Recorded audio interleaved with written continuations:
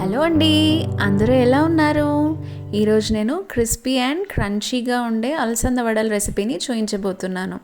అది ఇంట్లోనే హెల్తీగా ఎలా చేసుకోవాలో ఇప్పుడు చూద్దాం. ముందుగా ఒక గ్లాస్ అలసందల్ని నీళ్ళల్లో నానబెట్టుకోవాలి 4 hours. తర్వాత దాన్ని ఒక క్లాత్ పైన ఫ్యాన్ గాలికి ఆరేసుకోవాలన్నమాట ఒక 1/2 hour. తర్వాత దాన్ని ఒక మిక్సీ జార్లో తీసుకొని దాంట్లో కొంచెం పచ్చిమిర్చి, కొద్దిగా అల్లం, కొద్దిగా కొత్తిమీర, కొంచెం సాల్ట్ వేసుకొని దాన్ని బరకగా గ్రైండ్ చేసుకోవాలి.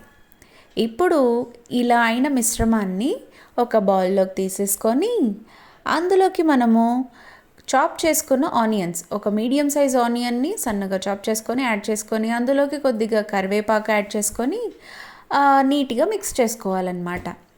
ఇప్పుడు ఒక బాండ్లీలో ఆయిల్ పోసుకొని మనకు కావాల్సిన షేప్లో చిన్నగా ఒత్తుకుంటూ నూనెలో వేయించుకోవాలి. ఇక్కడ మీకు ఒక టిప్ చెప్తాను. యాక్చువల్గా ఈ బ్యాటర్ అంతా చేతికి అంటుకోకుండా ఉండాలి అంటే చేతికి కొద్దిగా ఆయిల్ రాసుకొని నీట్గా మనము ఏ షేప్లో కావాలంటే ఆ షేప్లో ఒత్తుకోవచ్చు అనమాట. చేతికి అస్సలు అంటుకోదు ఆయిల్ రాసుకొని ఒత్తుకుంటే. ఈ విధంగా గోల్డెన్ బ్రౌన్ వచ్చే వరకు చక్కగా వేయించుకున్న తర్వాత ఒక ప్లేట్లోకి తీసుకొని సర్వ్ చేసేసుకోవాలి. అంతే, ఎంతో టేస్టీ అండ్ క్రిస్పీగా ఉండే అలసంద వడలు ఈ రైనీ సీజన్లో చేసుకొని మీరు కూడా ఎంజాయ్ చేయండి.